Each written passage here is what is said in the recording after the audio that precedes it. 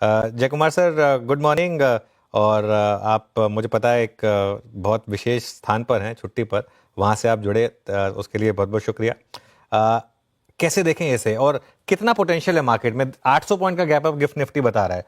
आज अगर हम खुले होते तो शायद उससे ज़्यादा खुलते, लेकिन कहाँ तक की जगह लगती है आपको सिर्फ इस फैसले की वजह से? तो इसमें क्योंकि नीलेश भाई ने ये शाहरुख जी का जिक्र किया था, तो उसी एक अंदाज में मैं एक और चीज कहना चाहता हूँ कि मार्केट, तेजी का मार्केट हो या मंदी का मार्केट या डोनाल्ड ट्रंप हो, तो डोनाल्ड के नाम पे शाहरुख खान ने भी ये कहा है कि डोनाल्ड को समझना मुश्किल नहीं, नामुमकिन है। तो ठीक उसी उसी प्रकार से अगर आप मार्केट का भी वो एक अंदाज देखोगे, तो ऐसे गैप अप में कोई पकड़ नहीं पाता। और ये जो वन ऑफ फैक्टर्स आती हैं, इनको समझना भी डिफिकल्ट है। और दीज आर नाउ, जो मैं बोलूंगा कि एक फाइनाइट रिस्क की जगह these are more risky and more difficult to predict than any other factor आज के दिन। बट इसमें नीलेश भाई ने जो कहा उसका एक उस पर एक एक्सटेंशन में कहना चाहता हूँ कि ये सब करने के बाद हुआ क्या है। मेरे हिसाब से public enemy number 1 has always been China. And China के कंधे पे जितना चाइना ने उनको उकसाया है, उसके सामने इन्होंने जो भी बोला है, compare to that Donald ji victory कह पाए हैं कि भाई मैंने बाकी सबको माफ कर दिया, सिर्फ 10% किया। और as far as we are concerned, China is the public enemy number 1। ना उनके बीच में क्या समझौता होता है या नहीं होता, वो तो आगे का दिन बताएगा। लेकिन एक चीज जरूर हुआ है कि दुनिया ने, सारे कंट्रीज ने, अगर ये प्रस्ताव रखा जाता कि 10-10% आप दे दो, क्योंकि अमेरिका की बैलेंस शीट को का सुधार होना है, जिसमें अमेरिकन पब्लिक का भी नुकसान हो सकता है, क्योंकि प्राइसेस विल गो अप और भाव बढ़ेंगी। लेकिन अमेरिका का बैलेंस शीट और डॉलर का स्थिति मतलब ठीक रखने के लिए सबको 10-10% देना पड़ता, तो शायद कोई ये मानता नहीं। लेकिन इतनी बड़ी नौटंकी करके, इतना ज्यादा कंट्री को और पूरे दुनिया के मार्केट्स को ब्रिंक में ले जाके, मेरे हिसाब से और कोई चारा था नहीं, उनको रोल बैक करना ही था। लेकिन वो अपनी कंपनियां अपने लाइफ टाइम में ऐसी चला के बैंक्रप्सी की तरफ ले चुके हैं।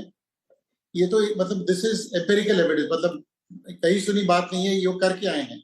तो अमेरिका भी एक वो बैलेंस शीट की तरह, उन्होंने बैलेंस शीट को देखा है कि सुधारने के लिए अगर पूरी दुनिया थोड़ी सब्सिडी दे दे तो क्या बड़ी बात है। तो सब अब 10-10% देंगे सब्सिडीज। मेरे हिसाब से चाइना का भी नंबर आएगा, उनका भी number will come down. But ये इस तरीके का जो नया मतलब एक नेगोशिएशन स्ट्रैटेजी है, दुनिया ने किसी ने देखा नहीं दुनिया में। जो सुबह कुछ बोलेंगे, शाम को कुछ और बोलेंगे, जो लैंग्वेज यूज करते हैं, मेरे हिसाब से अगर ज्यादा पोलाइट कहो तो वाहियात कह सकते हैं। मतलब उससे ज्यादा मैं पोलाइट हो नहीं सकता हूँ for the kind of language and thing. But the bottom line एक ही चीज है कि अमेरिका के बैलेंस शीट में थोड़ा सुधार शायद हो सके।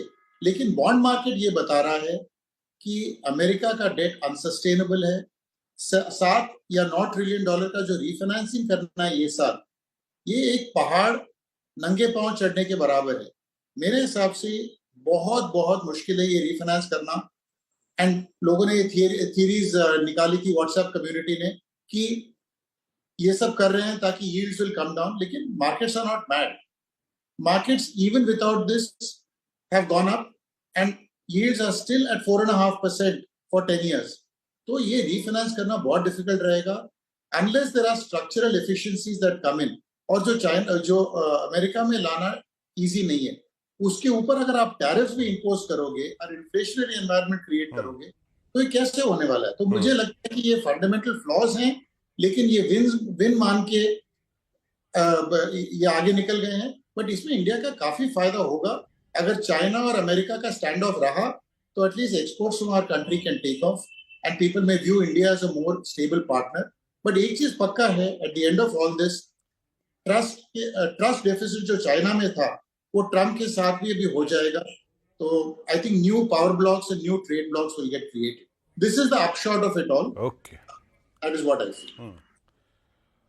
Okay, okay. अच्छा, अभी हम नीलेश जी को सुना, एन जगन्नाथ साहब को सुना, अब चलते हैं प्रशांत जी के पास चलते हैं। मुझे पता है हर इंसान अपनी इम्यूनिटी डेवलप करने पे लगा हुआ है। प्रशांत जी मैं देख रहा था विंडो में, कॉपर ग्लास में सुबह पानी पी रहे थे।